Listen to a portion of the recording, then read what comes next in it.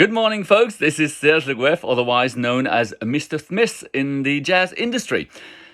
Today, I am answering a call to action from many of you who have contacted me asking me in which way I would approach the study of a jazz standard. These requests came from intermediate players, not beginners. And the tunes that were suggested for the purpose of the development of a video were Blue Bossa, All the Things You Are, Autumn Leaves, Summertime, Bye Bye Blackbird. But the one tune that kept coming back without fail was Sweet Georgia Brown. And it's quite an interesting tune. The melody is extremely simple. The harmony is very simple as well, except for the last 8 bars. And this is where most of you raised the flags and said, this is where we get stuck. We don't really know what to do except use a blanket scale throughout the last 4 bars, for example. So I've decided that I'm going to do my utmost to address this issue and develop a series of videos. It's going to be like a masterclass.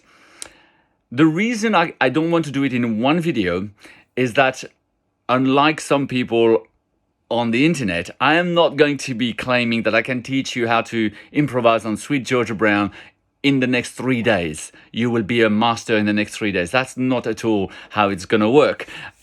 If you have to understand that improvisation is a very long study and it takes time to get there, basically. So if your intention is to know how to improvise over Sweet Georgia Brown in the next 48 or 72 hours, change channel now. Don't waste your time. If, on the other hand, you're prepared to put the hard yards, then stick with me and let's jump right into it. Sweet Georgia Brown was written in 1925 by a gentleman called Ben Burney. It is usually performed at a lively pace, which adds to the challenge. It's not quite cruisy. It's not played at 100 beats per minute, very rarely. It's usually around the 200 to 250 beats per minute, so quite fast. Now, what is the very first thing I do when I undertake the study of a simple standard? First of all, I research. So my instrument, the saxophone, stays on its stand, and I go on the internet and I source as many versions of the very tune as I can. I will make a collection of them, purchase no matter how many I need to, and then select 3, 4, or 5 that I really like, that I think are approachable at my level, and listen to them on and on and on until they start seeping. The sound of the tune starts seeping in my brain. The harmony starts sinking in. The melody really gets anchored before I have even started to attempt playing it on my instrument. And then we come to the technical study of the tune. The very first thing I'm going to study is the melody. The melody is a non-negotiable. The very first thing I'm going to do is simply write the melody in its simplest form. Really, a beginner could play that melody without any trouble. So write it, practice it with a backing track at slow speed, and memorize it. And this is how it's going to go. I have written the simplest possible melody of Sweet Georgia Brown I could, and I'm going to perform it with you. We're going to start at a very slow speed, then an intermediate speed, then a much higher pace. This should constitute your first step.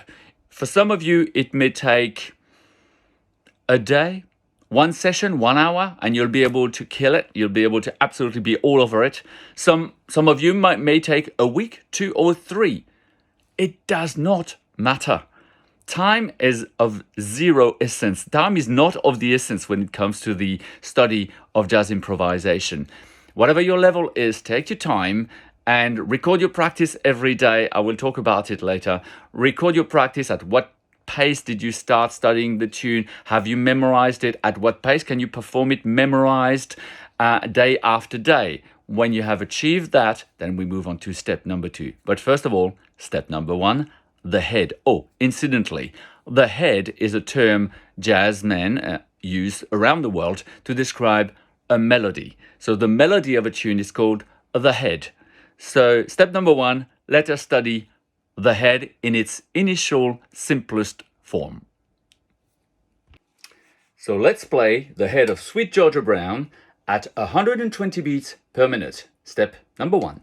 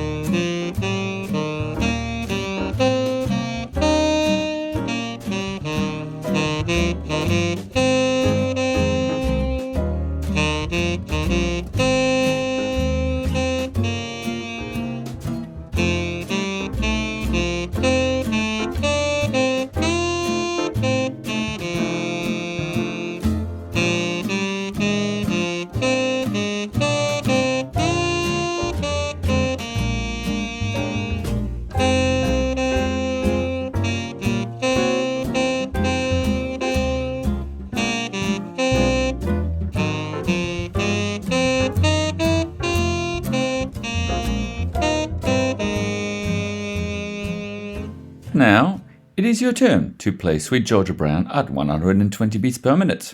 Good luck!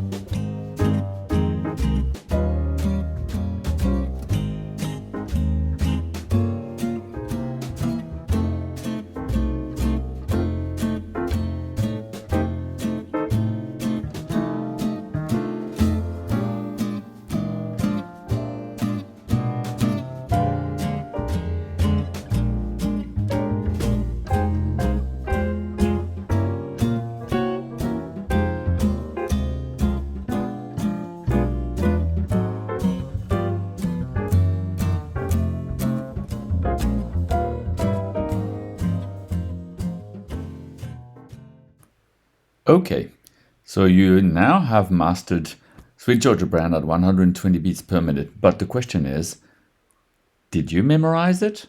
Can you perform it entirely from beginning to end from memory?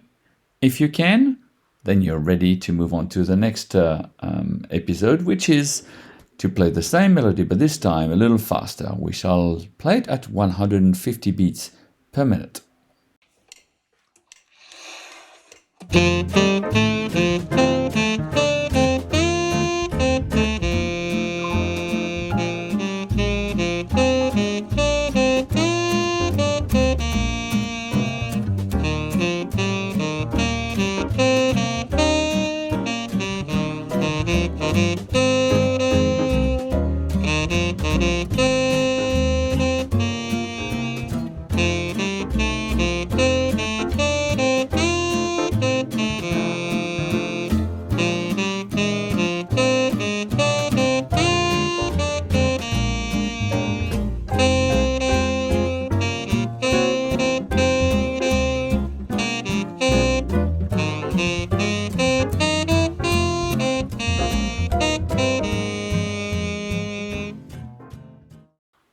Okay, it is now your turn.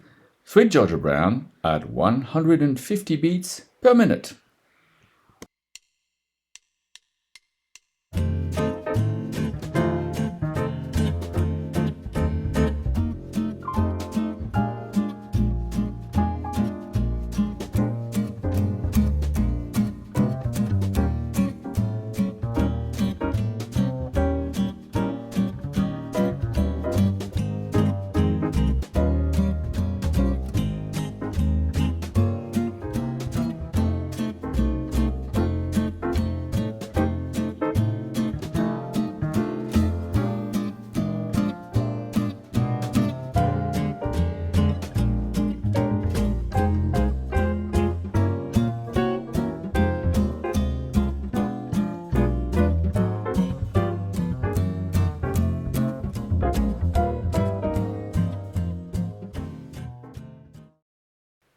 You are doing great. So now let's move on to the real stuff. Let's move to 180 beats per minute. I shall play it for you first, and then it will be your turn.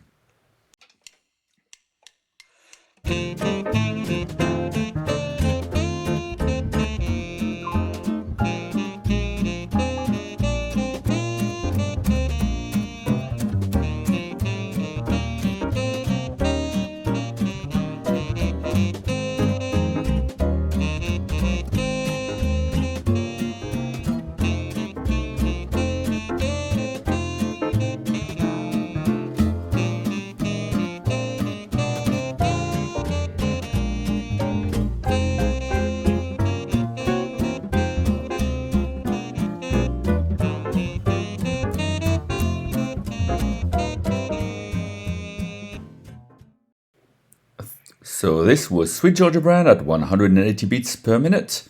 And now it is your turn, 180 beats per minute. Good luck.